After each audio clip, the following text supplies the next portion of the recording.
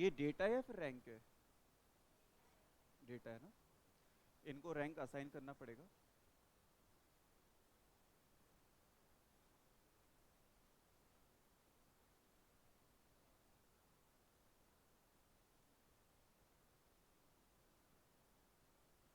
सबसे पहले मैथ्स में हाईएस्ट ऑब्जर्वेशन है 10, फर्स्ट रैंक, सेकंड रैंक, 8 के बाद क्या 7, थर्ड रैंक, 7 के बाद 5, 5 के बाद 4, 4 के बाद 3।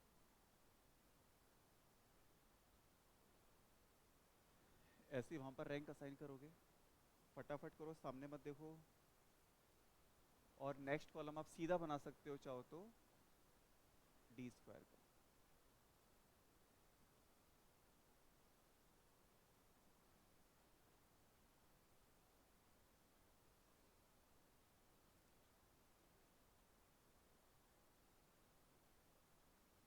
हाँ, आप बताओ रैंक कोरिलेशन कोएफिशिएंट का फॉर्मूला। पीछे मत देखो, आपसे पूछ रहा हूँ। मना क्यों कर रहे हो? 2 दिन से पढ़ा रहा हूँ। क्लास में नहीं आए थे क्या?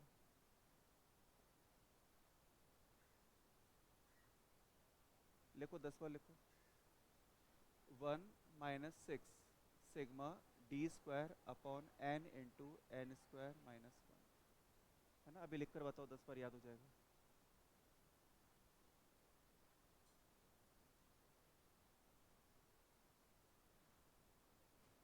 नहीं यार, ऑप्शन ए नहीं आ रहा होगा, ऑप्शन बी भी नहीं आ रहा होगा। माइनस में आ रहा होगा आपका आंसर। इसमें मिसप्रिंट है, आपका आंसर आना चाहिए -0.257, है ना। ए में करेक्शन कर लेना, माइनस आएगा।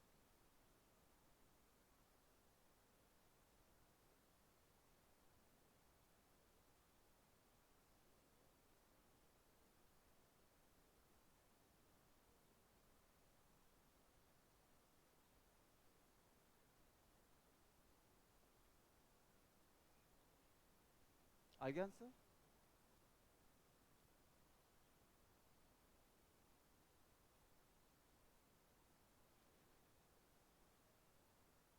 माइनस लगा लेना, -0.257, माइनस में आएगा।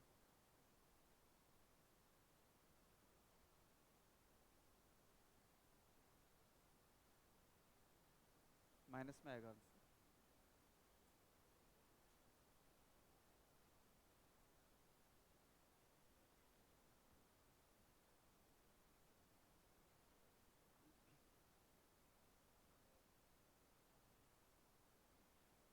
For n pairs of observations, coefficient of concurrent deviation, underline, coefficient of concurrent deviation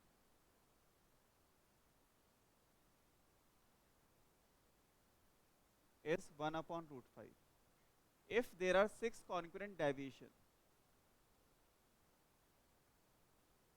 then n is। तो फॉर्मूला लगेगा कोएफिशिएंट ऑफ कॉन्करेंट डेविएशन का। भावना, क्या होता है formula? R is equals to root, हाँ ठीक है, ये फॉर्मूला होता है। कोएफिशिएंट आपको दे दिया 1/√5,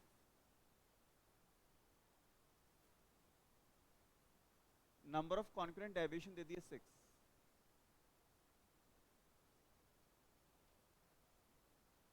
इसको सॉल्व करके m फाइंड आउट कर लेते हैं। स्क्वायरिंग बोथ द साइड्स, यहां पर आ जाएगा 1/5, यहां पे रूट हट जाएगा, by cross multiply.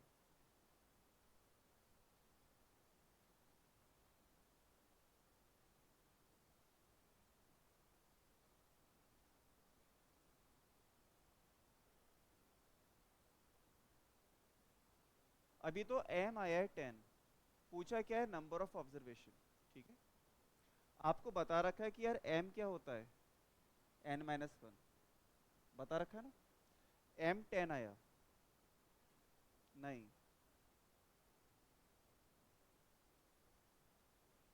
11।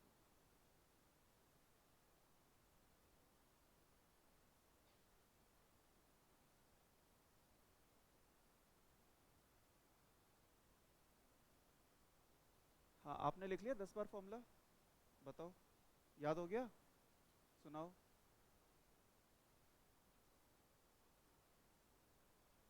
n square minus one है ना, चेक करना 10 बार लिखा है ये।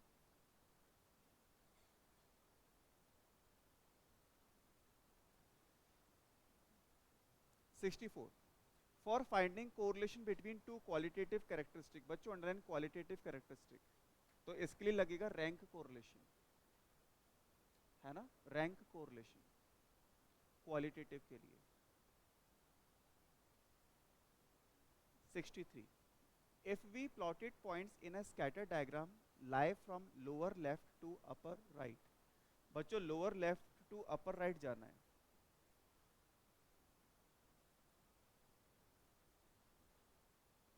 Right left, lower left to upper right, इस डायरेक्शन में मूव करना है। Yes, positive. D option, lower left to upper right.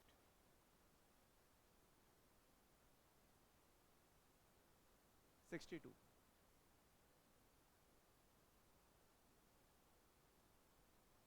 if the data points of x and y series on a scatter diagram lie along a straight line goes downward as x value move from left to right। Okay, जो x value है वो move कर रही है left to right, यानी कि x इस direction में मूव कर रहा है, ठीक है। और पॉइंट्स कैसे मूव कर रहे हैं? Diagram lie along a straight line goes downward, underline goes downward, तो इसका मतलब ये हो गया गोज डाउनवर्ड। नेगेटिवली स्लोप, किसको टिक कर कर आओगे? Indirect, indirect correlation.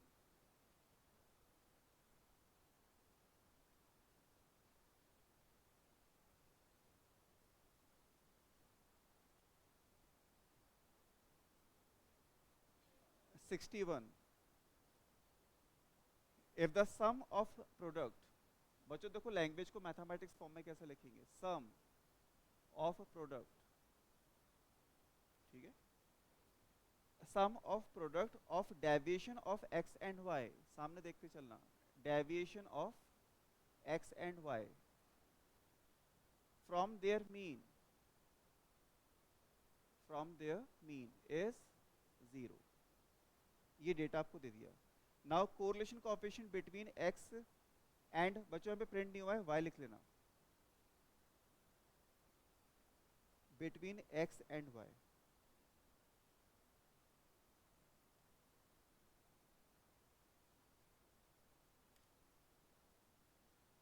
ओके, अब आर कैलकुलेट करके देना। ये एक्सप्रेशन आपको आर के इस फॉर्मूले में दिखता है, covariance between X and Y upon standard deviation of X standard deviation of Y. अब यहां से जब आप कोवेरिएंस कैलकुलेट करने जाओगे तो ये कोवेरिएंस किसके इक्वल होता है? Sigma X I minus x bar Y I minus Y bar upon N. ये फॉर्मूला बताया कोवेरिएंस का। अब इसकी वैल्यू आपको दे दी 0, तो कोवेरिएंस क्या हो गया? 0, तो आर भी क्या हो जाएगा? 0।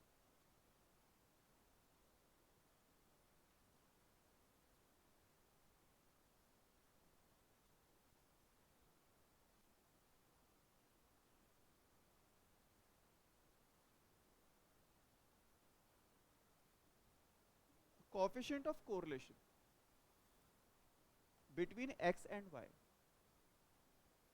is 0.5 and covariance is 16।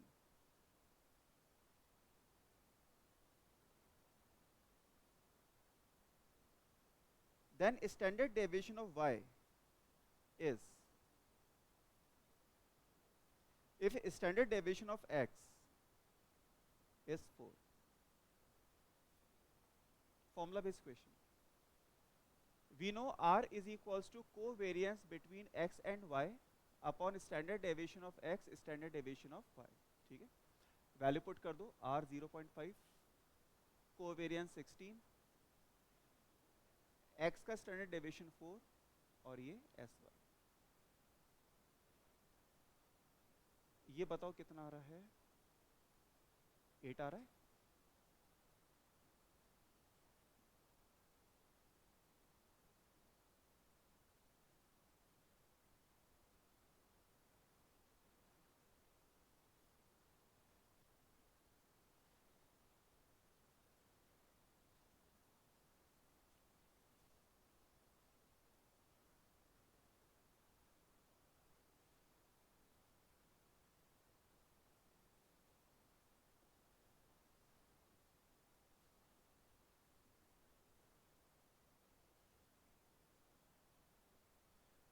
For the set of observation,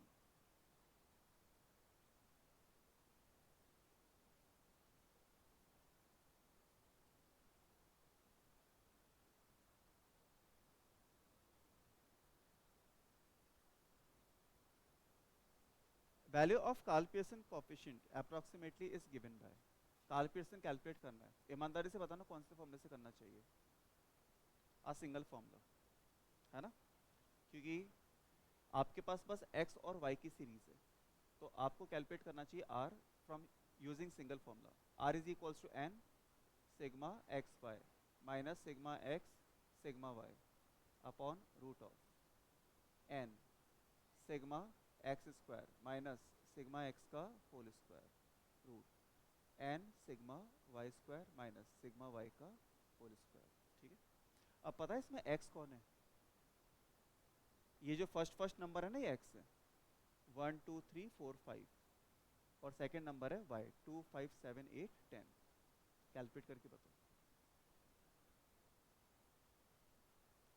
n 1 2 3 4 5,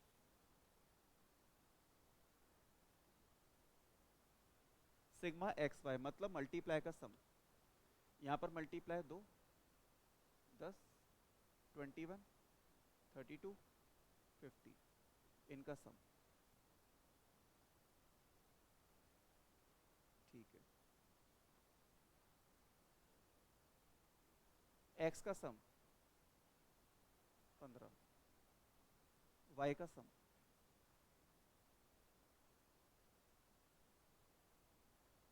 32 है ना। नीचे वैल्यू अपने आप रख लो, स्क्वायर्स का सम लिखना है।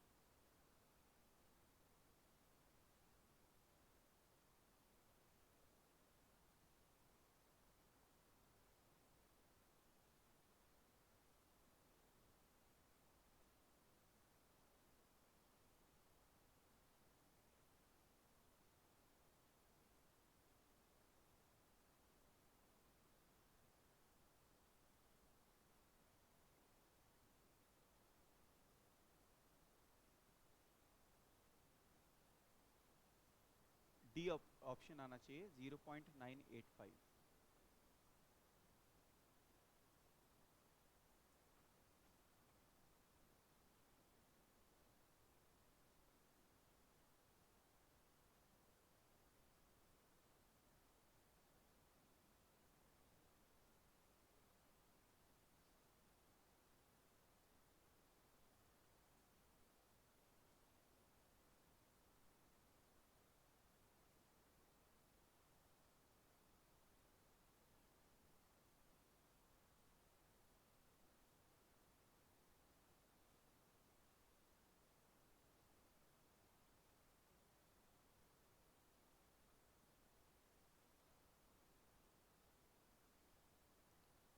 D option 0.985।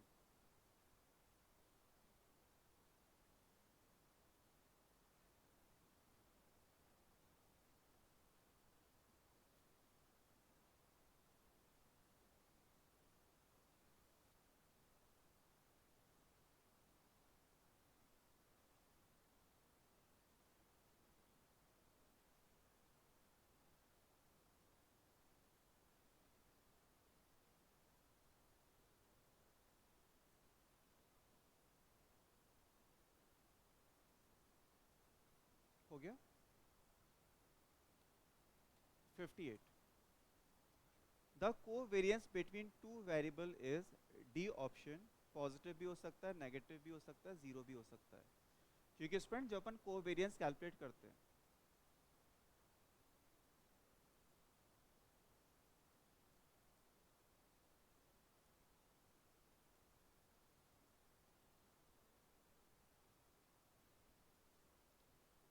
तो ये वैल्यू आपको कुछ भी मिल सकती है। फॉर एग्जाम्पल सपोज करो आपने x I minus x bar column का, ठीक है, कॉलम आपने लिख लिया एक्स आई माइनस एक्स बार। अभी जो एक्स आई माइनस एक्स बार है ये पॉजिटिव भी हो सकती है, नेगेटिव भी हो सकती है, जीरो भी हो सकती है। क्यों हो सकती है? क्योंकि यहाँ पर कोई मॉड्यूलस तो लग नहीं रहा। अगर इस फॉर्मूले में मॉड्यूलस लगा होता तो आंसर कैसा आता? हमेशा पॉजिटिव आता, है ना। बट ये सिंपली क्या है कि ऑब्जर्वेशन में से आप एक्स बार को माइनस कर रहे हो। अब ऑब्जर्वेशन में से एक्स बार को जब आप माइनस करोगे तो वो पॉजिटिव भी आ सकता है। फॉर एग्जाम्पल सपोज करो ऑब्जर्वेशन है आपके पास 8 और मीन है आपके पास 5, तो डिफरेंस लोगे तो कैसा आ गया? पॉजिटिव। अगर ऑब्जर्वेशन यहाँ पर 3 हुआ, उसमें से माइनस करोगे मीन, तो ये नेगेटिव भी आ सकता है ना। तो ये प्लस माइनस जीरो कुछ भी हो सकता है। तो डी ऑप्शन बनेगा इधर पॉजिटिव और नेगेटिव और zero. 57 scatter diagram does not help us to D option find the numerical value। ये आपको न्यूमेरिकल वैल्यू नहीं बताता। न्यूमेरिकल वैल्यू बस कौन कौन बताता है? कार्ल पियर्सन बताता है, रैंक कोरिलेशन बताता है और कॉन्करेंट डेविएशन बताता है, ठीक है।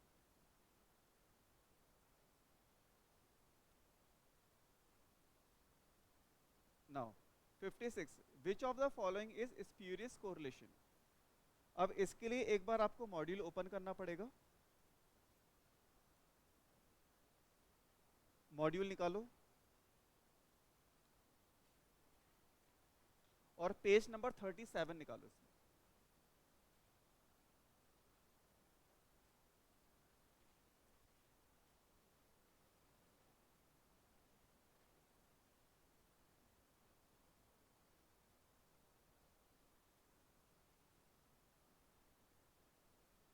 पेज नंबर 37, यहां पर आपको हेडिंग दिखेगी review of correlation and regression analysis. मिला क्या? इसमें आ जाओ आप फोर्थ पैराग्राफ पे, जो स्टार्ट हो रहा है देयर आर सम केसेस, ठीक है, underline. There are some cases when we may find a correlation between two variables although the two variables are not casually related. किया क्या underline? This is due to the existence of third variable, ये सब आपको continue underline करना है। This is due to the existence of a third variable which is related to both the variables under consideration. Such a correlation is known as spurious correlation or nonsense correlation। अब देखो इसका मतलब क्या है, क्या कह रहे हो?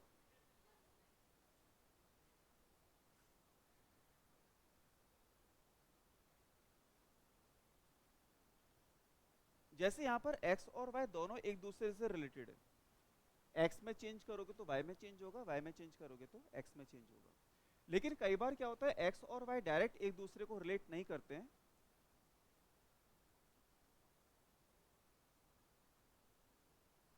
जैसे इसमें देखो, x और y में डायरेक्ट कोई रिलेशनशिप आपके पास नहीं है, x और y एक थर्ड वेरिएबल पर डिपेंड कर रहे हैं t पर। x और y में वहां पर एक डायरेक्ट रिलेशनशिप था, अ direct linear relationship between x and y, जितना भी तक अपन ने पढ़ा। यहाँ पर x और y में डायरेक्ट कोई रिलेशनशिप नहीं है, x एक थर्ड वेरिएबल t पर डिपेंड कर रहा है, y एक थर्ड वेरिएबल t पर डिपेंड कर रहा है। अगर मैं t की वैल्यू चेंज करूंगा तो x भी चेंज होगा और y भी चेंज होगा। For example, when t is equals to 1, then x is equals to 1 and y is equals to 3.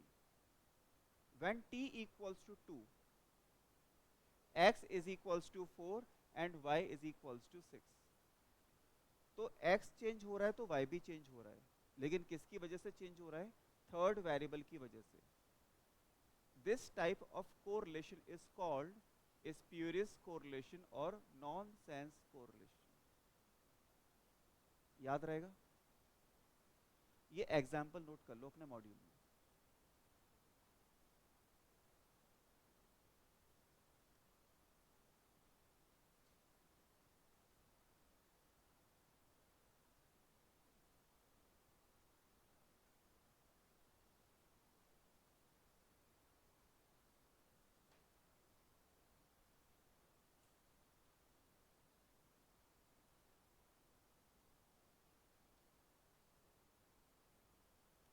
अब मॉड्यूल का एग्जाम्पल भी अपन एक बार देख लेते हैं।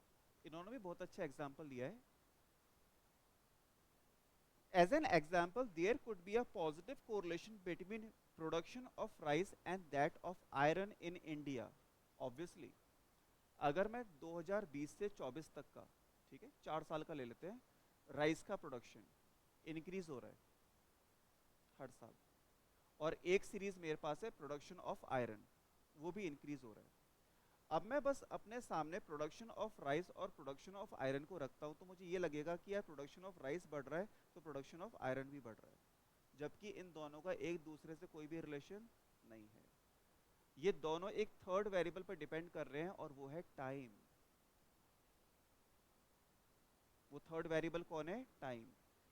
टाइम बढ़ रहा है, प्रोडक्शन ऑफ राइस भी बढ़ रहा है डिमांड को सेटिस्फाई करने के लिए। टाइम बढ़ रहा है, प्रोडक्शन ऑफ आयरन भी बढ़ाना पड़ रहा है इंडस्ट्री को डिमांड को सेटिस्फाई करने के लिए। तो दोनों इंक्रीज हो रहे हैं, but due to third factor, and that third factor is time, है ना?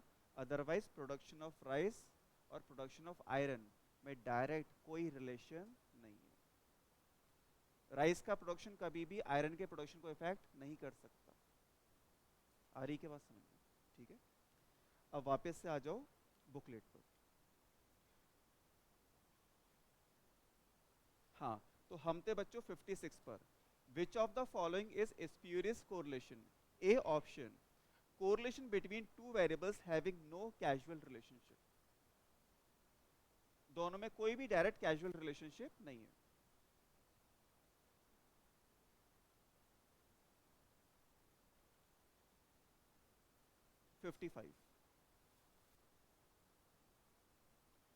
If the equation of two regression lines are 2x minus 3y equals to 0, and second one is 4y minus 5x equals to 8, then correlation coefficient between x and y, most important टिक कर लेना।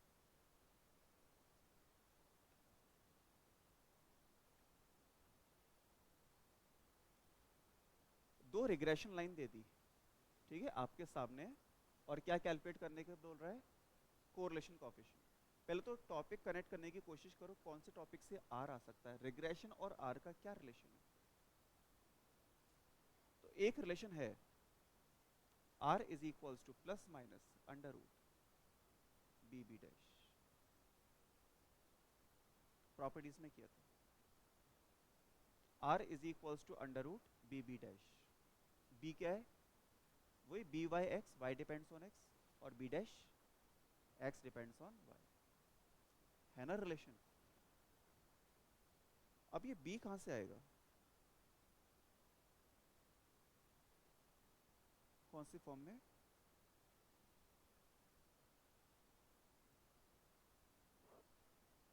जो B होता है वो y is equals to A plus B X में x का coefficient होता है, और जो b डैश होता है वो x is equals to A dash plus B dash y में y का कॉफिशिएंट होता है। एक लाइन होती है y ऑन x की और दूसरी लाइन होती है x ऑन y की। इसने थोड़ी सी गद्दारी कर दी, इसने बताया नहीं कि कौन सी लाइन y ऑन x है और कौन सी x ऑन y। समझ रहे हो क्या बात को? तो पहले तो ये डिसाइड करना पड़ेगा कि यार कौन सी y ऑन x है और कौन सी x ऑन y। ठीक है, तो ये काम देखो कैसे होगा। ये काम होगा अजम्पशन से।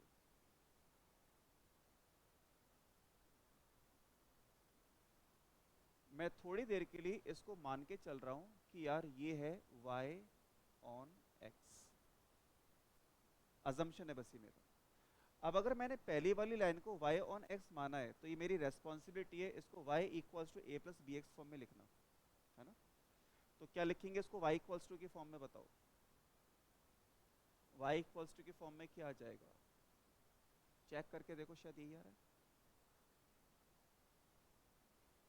लिख दिया y इक्वल्स टू की फॉर्म में। अब इसको आपने y ऑन x माना है तो ऑब्वियसली ये क्या रहेगी? ये x ऑन y रहेगी। इसको आप x ऑन y मान के चल रहे हो, इसका मतलब इसको आप x इक्वल्स टू की फॉर्म में अरेंज करोगे। तो जब आप इसको x इक्वल्स टू की फॉर्म में अरेंज करोगे, बताओ जरा क्या आएगा?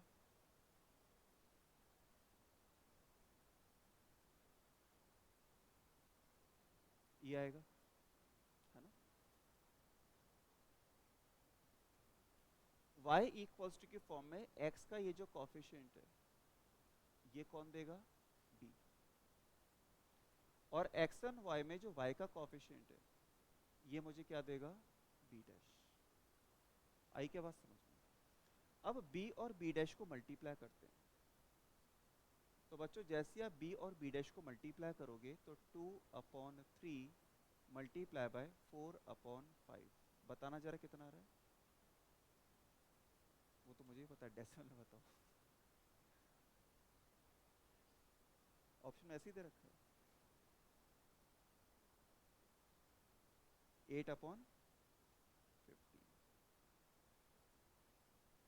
ये अपना क्या हो गया? आर स्क्वायर हो गया, क्योंकि मैं बी बी डैश लेके चल रहा हूँ। तो आर क्या हो जाएगा? 8/15। हाँ, √8/15, यही है आंसर में।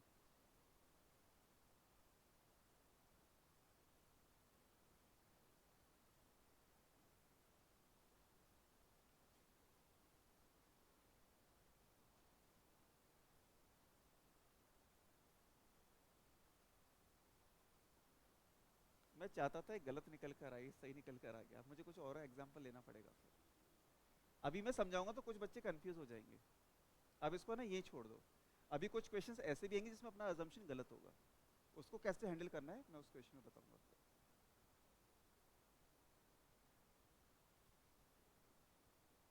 हाँ,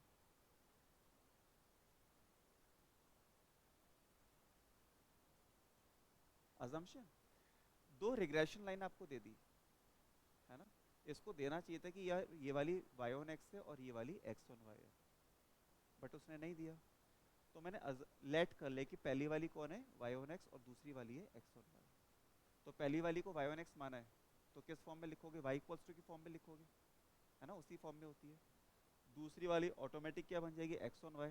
तो इसको किस फॉर्म में लिखोगे? x इक्वल्स टू की फॉर्म में लिखोगे, और वहां से अपन कोएफिशिएंट निकाल लेंगे जो b और b डैश होगा। अभी जो अपन आगे एक्सरसाइज 2 करेंगे रिग्रेशन, उसमें अजम्पशन गलत भी होगा फिर।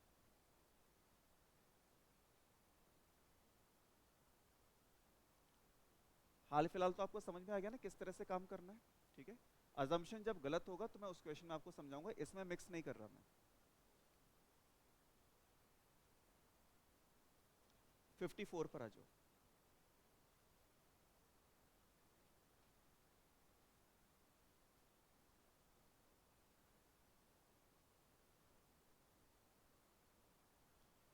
If correlation coefficient between x and y 0.5, then find the correlation coefficient between 2x minus 3 and 3 minus 5y। यानी कि पहले जो वेरिएबल हुआ करते थे एक्स वाई, उनका कोरिलेशन कोएफिशिएंट आपको दे दिया 0.5।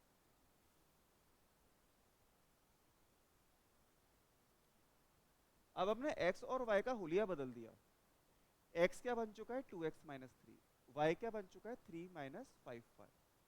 अब ये x और y कहलाने लायक नहीं है, तो अब हमें क्या करना है, इनका कोरिलेशन कोएफिशिएंट कैलकुलेट करके देना है। बच्चों ये वही टॉपिक है जिसमें आपको बोलता हूँ कि आंसर या तो 0.5 आएगा या फिर माइनस 0.5 आएगा, इसके अलावा कोई आंसर नहीं बनने वाला। डिसाइड कर लेते हैं। यहाँ पर x किससे मल्टीप्लाई हो रहा है 2 से, जो एक पॉजिटिव नंबर है। यहाँ पर y किससे मल्टीप्लाई हो रहा है -5 से, ये एक नेगेटिव नंबर है। दोनों का साइन कैसा है डिफरेंट, है ना। तो हमारा जो आंसर बनेगा वो -0.5 होगा। याद है ना टॉपिक जिसमें हम बस साइन चेक करते हैं, स्केल का साइन कैसा है। अगर स्केल का साइन सेम है तो आंसर 0.5 आ जाता है, साइन डिफरेंट है तो आर भी डिफरेंट आएगा, -0.5। 53, if scatter diagram from a line move from lower left to upper right, बार बार रिपीट हो रहा है equation. A option perfect positive,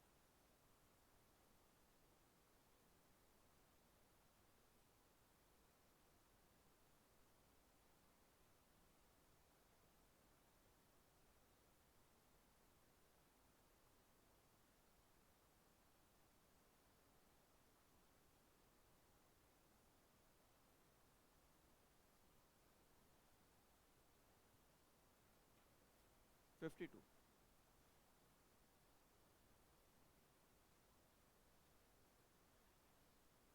find correlation coefficient between x and y। कुछ क्वेश्चंस आपको ऐसे मिलेंगे जिसमें आपको पेन भी नहीं चलाना पड़ेगा। जैसे इस डेटा को देखो 5 4 3 2 1 और y 1 2 3 4 5, टिक कर देना -1।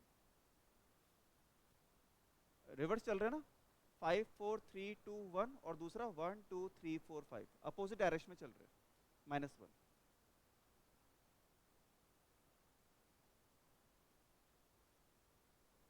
One, determine Spearman's rank correlation.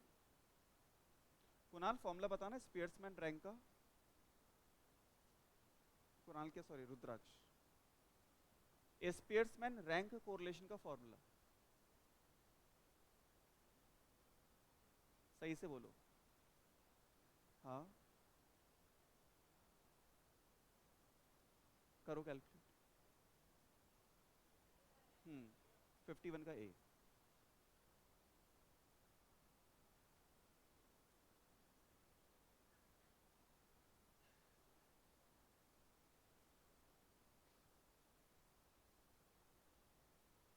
Fifty बच्चों इंपॉर्टेंट टिक करो।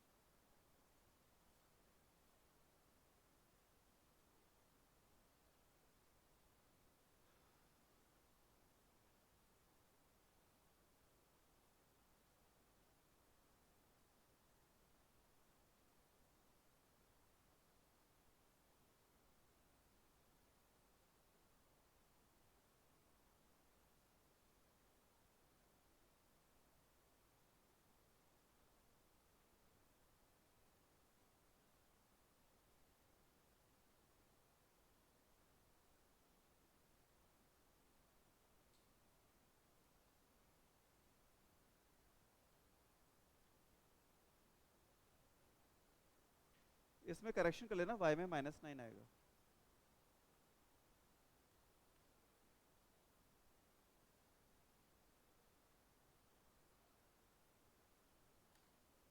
स्टूडेंट्स इस डेटा को बोलते हैं डेटा इज इवनली डिस्ट्रीब्यूटेड, बराबर बराबर बांट रखा है। डेटा इज इवनली डिस्ट्रीब्यूटेड, जैसा राइट साइड में वैसा लेफ्ट साइड में, दिख रहा है ना, 3/2 -3/2, 3 -3। वाई सीरीज को भी देख लो। तो यहाँ पर टाइम वेस्ट नहीं करना, ये आपको पढ़ा रखा है, जब डेटा इवनली डिस्ट्रीब्यूट होता है, याद है, तो आर कितना होता है, 0।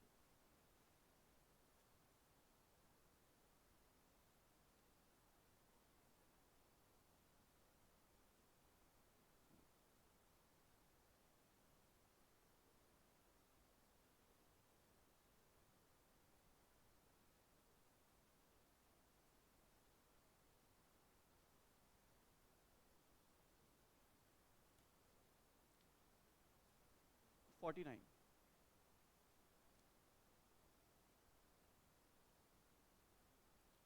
M of regression coefficient, regression coefficient होते हैं दो, बी एंड बी डैश, और जब आप उसका एम लोगे तो ये बनेगा कितना, B plus B dash upon 2, M of regression coefficient निकाल लिया। अब ऑप्शन दे रहा है आपसे equal to R, greater than और equals to R, half of R, none. तो इससे पहले अपन एक आर कैलकुलेट कर रखा है, R is root of B B dash, और ये होता है जी एम, है ना। और ये अपन पढ़कर आए हैं, arithmetic mean is always greater than और इक्वल्स टू ज्योमेट्रिक मीन। तो arithmetic mean is always greater than और इक्वल्स टू जीएमएस। कौन सा option, B option, greater than और equals to are.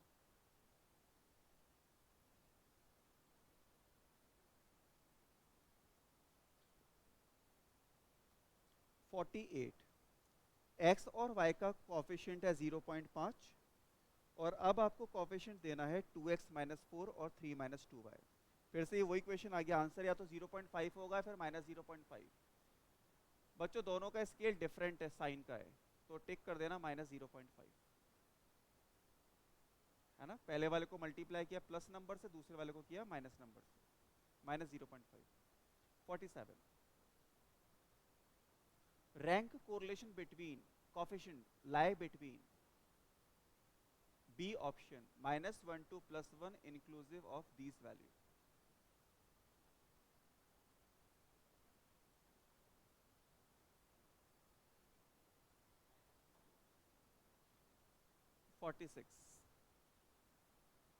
Our relation r square equals to 1 minus 500 upon 300 is not possible. Now this statement is true, false. Check. True है तो क्यों है, false है तो क्यों है।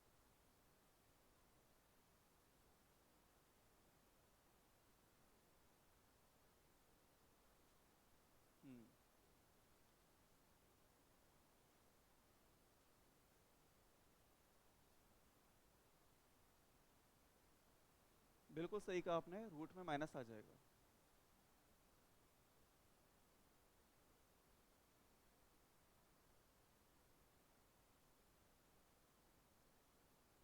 फॉल्स, मतलब हाँ, अब एक मिनट रुको, पहले मैंने उसको चेक किया, क्या आर की वैल्यू हो सकती है, नहीं हो सकती है। अब ये क्या बोल रहा है, R relation is not possible, सही बोल रहा है ना ये, है ना। तो हम किसको टिक कर कराएंगे, ए ऑप्शन, ट्रू। मतलब जो उसने स्टेटमेंट बोला है वो बिल्कुल सही बोला है।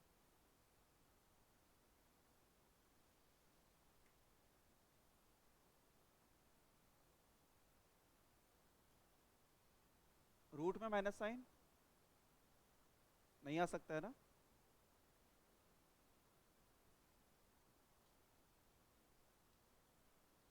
(45) in case speed of an automobile and the distance required to stop। तो पहले तो देखो वेरिएबल को अंडरलाइन कर लेना, फर्स्ट वेरिएबल कौन है, स्पीड, फिर बीच में आ रहा देखो एंड, तो सेकंड वेरिएबल कौन सा हो गया, distance required to stop after applying brakes, correlation is, अगर स्पीड ज्यादा होगी तो डिस्टेंस रिक्वायर्ड टू स्टॉप भी ज्यादा होगा। समझ रहे हो क्या बात को? टाइम लगेगी ना रुकने में वो। तो अगर आपकी स्पीड ज़्यादा है तो रुकने में जो डिस्टेंस कवर करेगी वो भी ज़्यादा होगा। आप कम स्पीड पे चल रहे हो, ब्रेक आपने अप्लाई किया तो रुकने में डिस्टेंस जो कवर होगा वो भी कम होगा। तो कौन सा रिलेशन हुआ? Positive.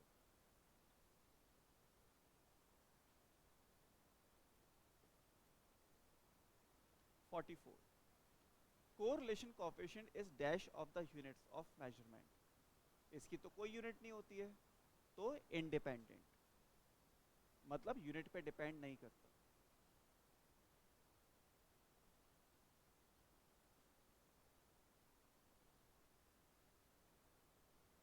43, in the method of concurrent deviation, underline method of concurrent deviation,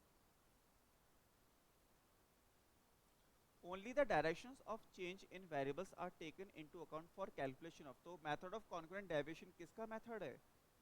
correlation का, सी ऑप्शन।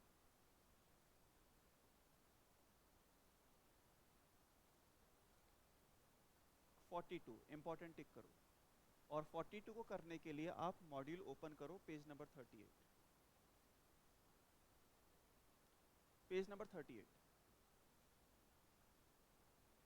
जहां पर अपने नॉनसेंस खत्म किया था उसके जस्ट नीचे वाला पैराग्राफ, पेज नंबर 38। पता नहीं बंद कर दी मैंने, देखते।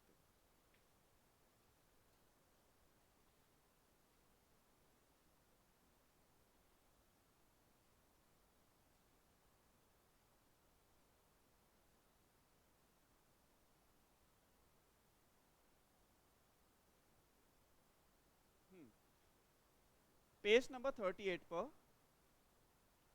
correlation coefficient measuring a linear relationship between two variables indicates the amount of variation of one variable accounted for by the other variable, underline। correlation coefficient measuring a linear relationship between the two variables indicates the amount of variation of one variable accounted for by the other variable। इसमें highlight कर लेना two variables.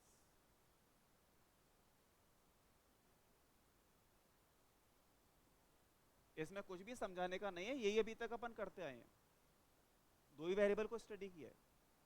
A better measure for this purpose is provided by the square of correlation coefficient, underline square of correlation coefficient, known as coefficient of determination।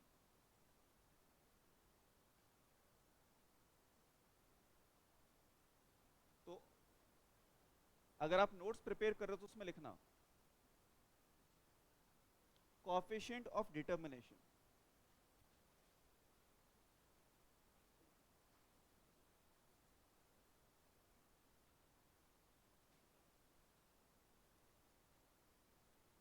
is equals to r square। coefficient of determination is equals to r square।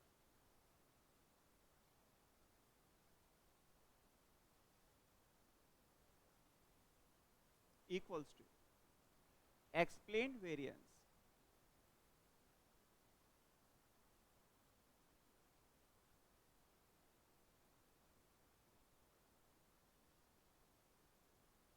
upon total variance। explained variance upon total variance। अब देखो इसका मतलब समझना, अभी तक हमने बस x और y को स्टडी किया, यानी कि हम मान के चल रहे थे कि यार एक वेरिएबल पर बस एक ही वेरिएबल का इफेक्ट होता है, एक वेरिएबल पर बस एक ही वेरिएबल का इफेक्ट होता है, पर ये मान के चल रहे थे। बट ऐसा नहीं होता, एक वेरिएबल पर एक से ज्यादा वेरिएबल का इफेक्ट हो सकता है।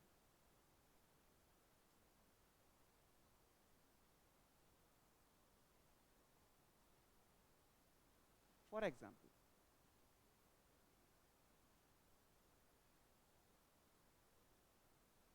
Production of rice. अब प्रोडक्शन ऑफ राइस पर किस किस का इफेक्ट हो सकता है?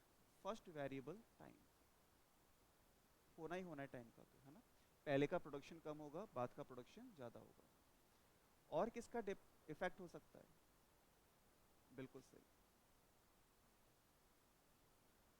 और सॉइल, और फर्टिलाइजर, और वाटर, बहुत सारे इफेक्ट हो सकते हैं।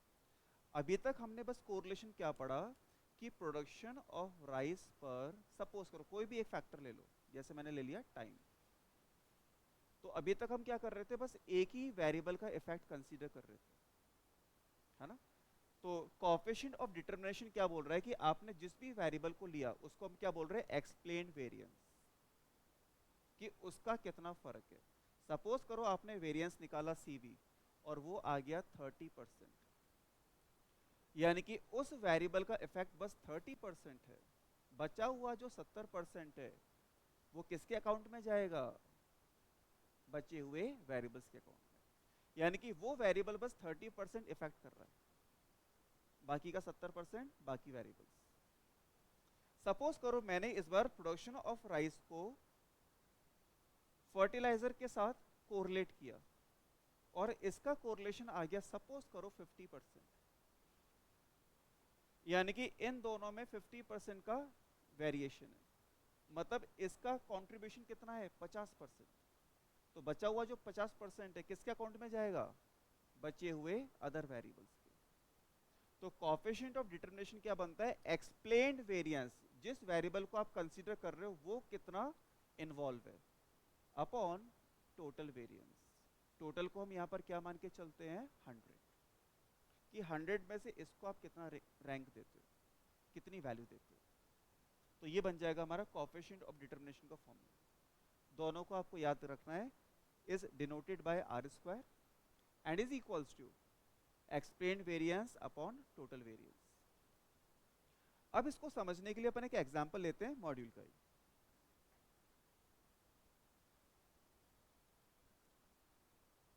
अंडरलाइन करना, 36% ऑफ द वेरिएशन, दिख रहा है फॉर्मूले के बाद ही लिखा हुआ है, 36% of the variation has been accounted for by the factor under consideration, and the remaining 64% variation is due to other factor. दांत दिखा रहे हो यार तुम, हंसो मत, थोड़ा सा सीरियस होके पढ़ो।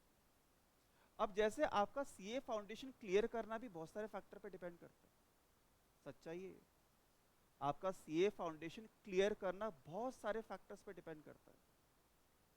जैसे कौन पढ़ा रहा है, सिर्फ मेरे अच्छे पढ़ाने से पास हो जाओगे क्या,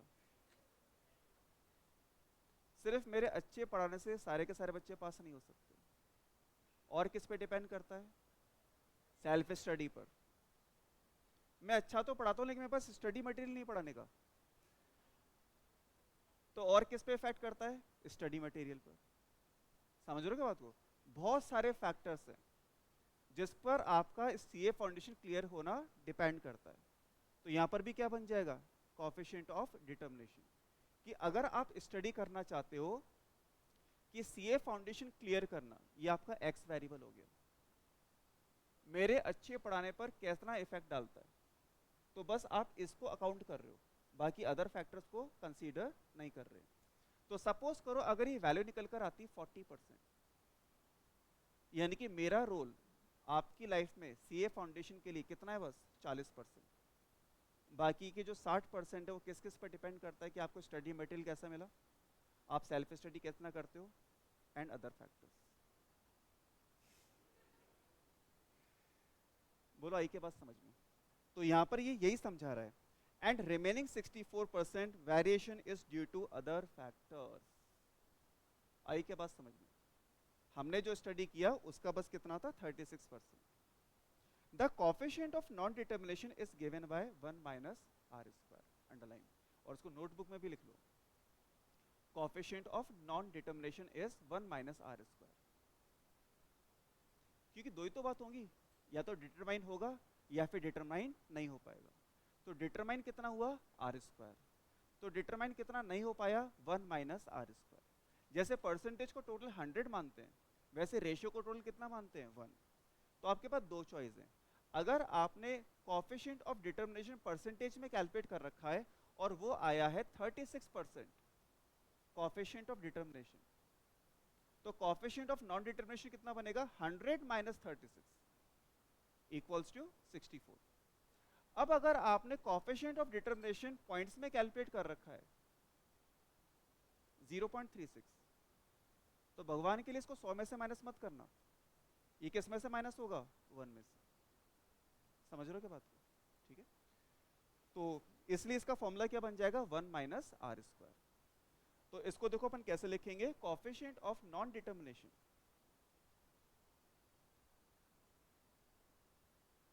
कोएफिशिएंट ऑफ नॉन डिटरमिनेशन इस 1 माइनस आर स्क्वायर। बच्चों अगर अब क्वेश्चन में आर दे दिया तो कोएफिशिएंट ऑफ नॉन डिटरमिनेशन कैसे निकाल लेंगे, आर स्क्वायर करेंगे, उसको 1 में से माइनस कर देंगे। या फिर इसका दूसरा फॉर्मूला बन जाता है, वहां पर क्या बन रहा था, एक्सप्लेन वेरिएंस, तो यहां पर क्या बनेगा, अनएक्सप्लेन वेरिएंस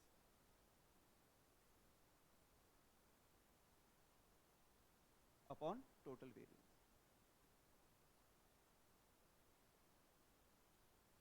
जो एक्सप्लेन नहीं हुआ वो क्या हो गया, अनएक्सप्लेन, जो डिटरमाइन नहीं हुआ वो क्या हो गया, नॉन डिटरमाइंड। भैया जो लायक नहीं है वो नालायक है, सही बात है ना। ऐसी जो डिटरमाइन नहीं हो पाया वो क्या है, नॉन डिटरमाइंड। जो एक्सप्लेन नहीं हो पाया वो कौन है, अनएक्सप्लेन। ठीक है, तो ये फॉर्मूला भी आपको याद रखना।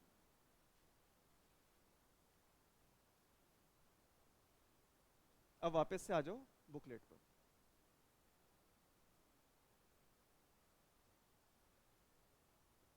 Question number 42।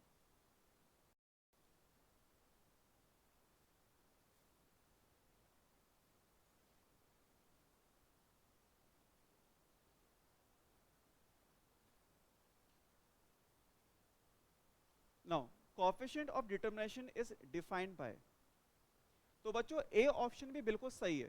पहले तो आप क्वेश्चन में अंडरलाइन करना, कोएफिशिएंट ऑफ डिटरमिनेशन पूछ रही है, जिसको हम घर से याद कर कर गए हैं, एक्सप्लेन अपॉन टोटल। ठीक है, अब ए ऑप्शन देखो, ऊपर इसने एक्सप्लेन की जगह अगर 1 माइनस अनएक्सप्लेन कर दिया तो उसने कोई गलती नहीं की, तो ए ऑप्शन भी सही है। बी देखो, बी आपको वही मिला जो आप याद कर कर गए हो, तो कौन सा ऑप्शन बनना चाहिए, C option, both A and B. 41 वापस से रिपीट हो गया, डी को टिक करो।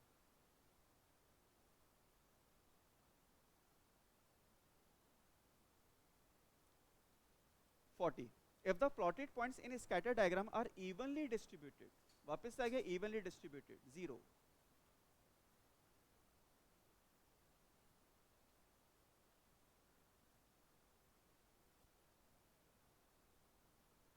39, if the sum of squares of deviation of rank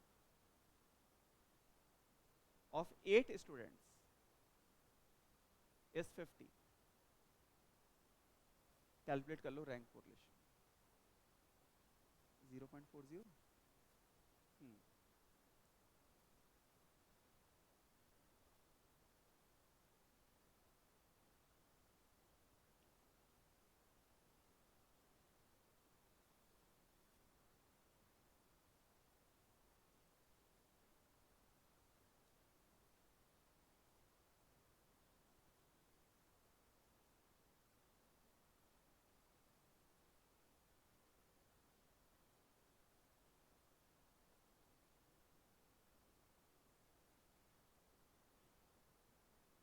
हाँ 0.4 है ना, 38, R is 0.58 correlation coefficient between U and V।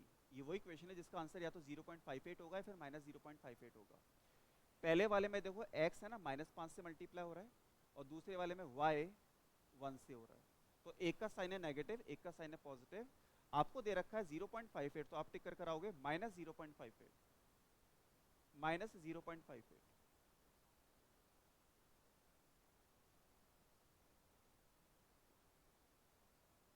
37, if there is a constant increase, underline constant increase,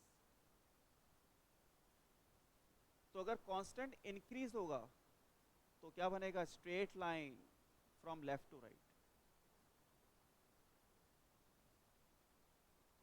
36, r is 0.6, then coefficient of non determination, underline non determination, जिसका formula होता है 1 minus R square.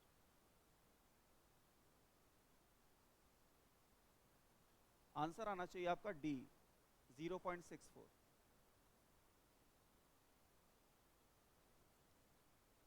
है ना, coefficient of non determination 1 minus R square. 35 ये वही question है जिसका answer या तो 0.6 होगा या फिर माइनस 0.6 होगा।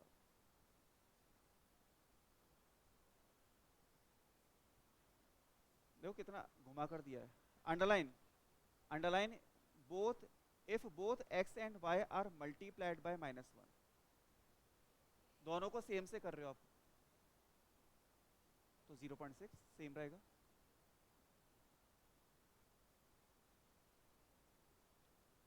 Correlation between temperature and power consumption, temperature बढ़ेगा एसी का लोड बढ़ेगा, पावर कंजम्पशन बढ़ेगा। होता है ना, गर्मियों में पावर कंजम्पशन ज्यादा होता है, सर्दियों में कम होता है। अपने घरों में भी देखना, इलेक्ट्रिसिटी बिल विंटर में कम आता है और समर्स में ज्यादा आता है। तो कौन सा, उसका टाइम ड्यूरेशन कम होता है हीटर का, 10 मिनट चलाए बंद कर दिया। हाँ तो बच्चों इसमें पॉजिटिव आ जाएगा ना, पॉजिटिव रिलेशन।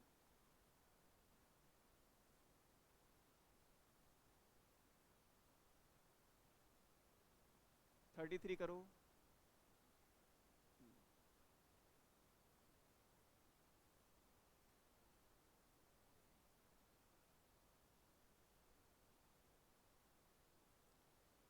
थर्टी थ्री हो गया, 0.73, ठीक है।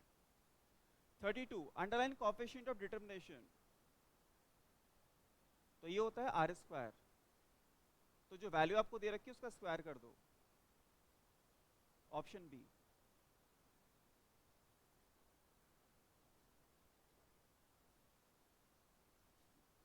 Thirty one, coefficient of non determination 1 minus R square, D option.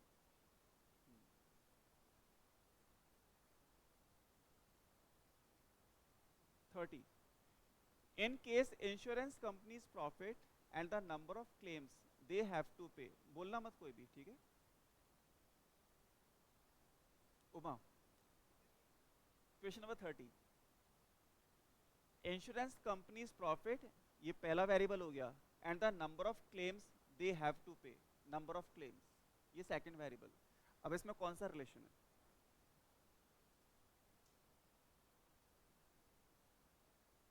अगर नंबर ऑफ क्लेम्स बढ़ेंगे तो प्रॉफिट कम होगा, भैया पैसा देना पड़ेगा ना, कंपनी का प्रॉफिट कम हो जाएगा, negative, negative correlation.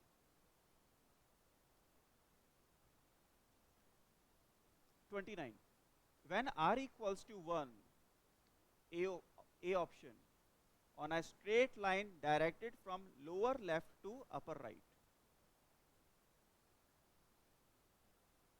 28, x multiply हुआ है 1 से, y मल्टीप्लाई हुआ है -12 से, दोनों का साइन अलग अलग है, तो क्या आंसर आएगा, -1।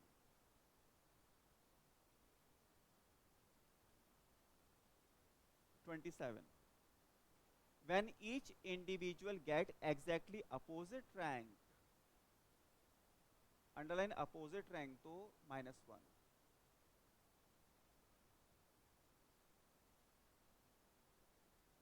26,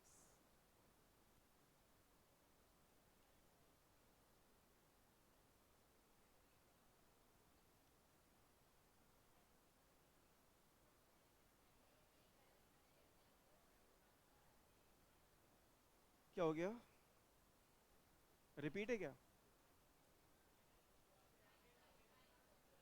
कर लिया वहां पर आपने, नहीं आया।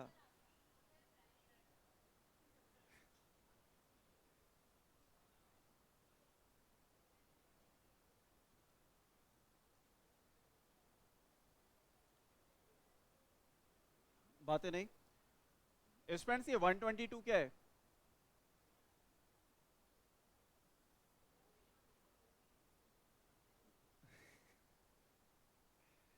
सम of product deviation of x and Y from mean, ठीक है, 122 है। और ये 136 और 138 क्या है? सम ऑफ स्क्वायर्स, सामने देखो, sum of squares of deviation of mean, sum of square of deviation from mean. और कैलकुलेट करना है कोरिलेशन कोएफिशिएंट। और भी डेटा अपने पास है, नंबर ऑफ आइटम्स है, अर्थमेटिक मीन है, ये सब। सिंगल फॉर्मूला तो नहीं लगेगा, फॉर्मूला लगेगा covariance between X and Y upon standard deviation of X standard deviation of Y. Covariance भी डायरेक्ट नहीं दिया, बट आप इसकी हेल्प से कैलकुलेट कर सकते हो जाएगा ना? कितना होगा ये? 122 upon number of observation 15। Standard deviation of x calculate करने के लिए कौन सा फॉर्मूला लगाना पड़ेगा? Root of sigma x minus x bar का स्क्वायर अपॉन एन, ये वाला फॉर्मूला। करो फटाफट।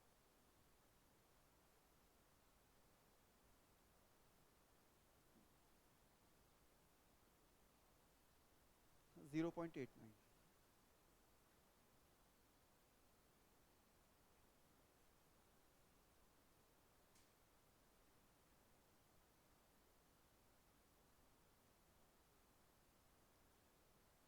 Price and demand negative,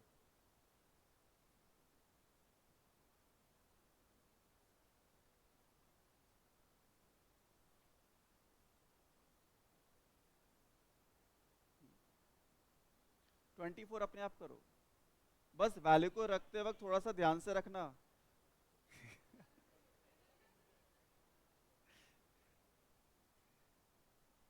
Aditya 9 तो नहीं रख दिया? 3, 24 करो फटाफट।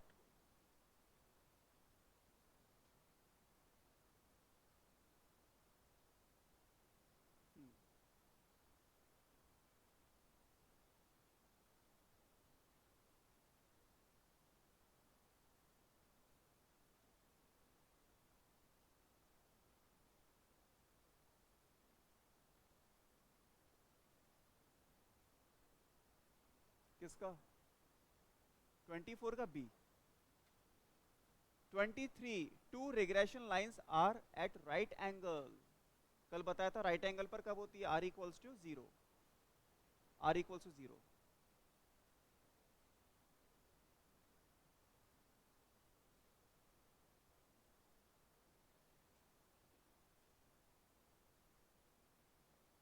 ट्वेंटी टू इंपॉर्टेंट मार्क करो।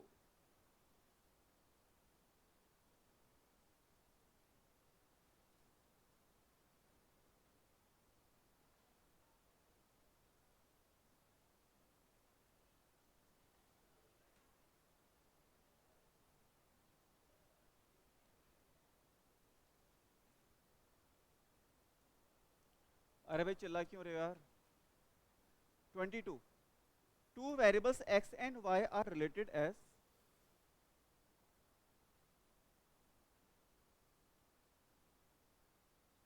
then correlation between x and y। अब बच्चों इस क्वेश्चन को करने का दो तरीके हैं। पहला सबसे बढ़िया तरीका, इसको y इक्वल्स टू की फॉर्म में अरेंज कर लो, तो कितना बनेगा? -4x plus 7 upon 3 upon 3। अब x का कोएफिशिएंट कैसा है? नेगेटिव, इसका मतलब नेगेटिव कोरिलेशन। दूसरा तरीका,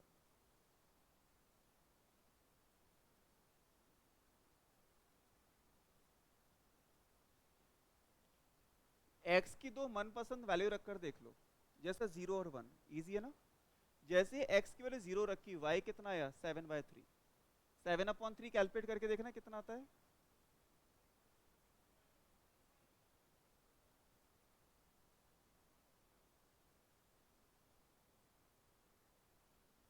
जब x की वैल्यू 1 रखोगे, कैलकुलेट करके देखो y कितना आ रहा है। तो x मैंने इंक्रीज किया 0 1, y डिक्रीज हो गया 2.31, नेगेटिव रिलेशन। बढ़िया मेथड तो ये है। फटाफट से y इक्वल्स टू की फॉर्म में लिखा, क्योंकि जो x का कोफिशिएंट है वो हमको स्लोप देता है, स्लोप, और स्लोप कैसा है, नेगेटिव। तो यहां तक अपन ने कर लिया। बचे हुए क्वेश्चंस आपका होमवर्क है। नहीं, एक्सरसाइज 2 मैं कराऊंगा। ये हो गए, ठीक है। ये भी वही है, बी आंसर है इसका, 21 का बी है। हो गए सारे कंप्लीट फिर, ठीक है। नेक्स्ट क्लास में पूछ लेना।